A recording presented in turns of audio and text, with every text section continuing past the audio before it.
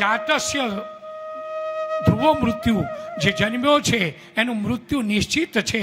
મૃત્યુમાંથી છોડાવવાની કોઈની તાકાત નથી. તો પછી આ શ્રીમદ ભાગવતજી સાંભળવાનું શા માટે? શ્રીમદ ભાગવતજી સાંભળીને મૃત્યુ નહીં આવે તો સાંભળશું જ નહીં. શ્રીમદ ભાગવતજી મૃત્યુમાંથી છોડાવનારું સાધન નથી. શ્રીમદ ભાગવતજી મૃત્યુને મંગલ બનાવનારું સાધન છે. મારું તમારું મૃત્યુ મંગલ, મારું તમારું મૃત્યુ મહોત્સવ બની જાય.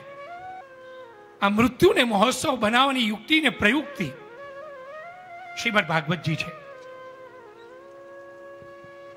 કારણ જીવન ઘણું સારું જીવ્યા હોઈએ પણ મોત બગડ્યા છે.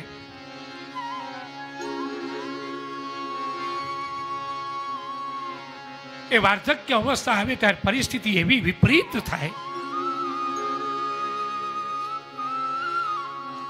કે જેને આપણા પ્રત્યે જેને ભાવ હોય, આદર ભાવ હોય, એ આદર ભાવ અને ભાવ આ બધા ઉતરી જતા હોય છે, છૂટી જતા હોય છે.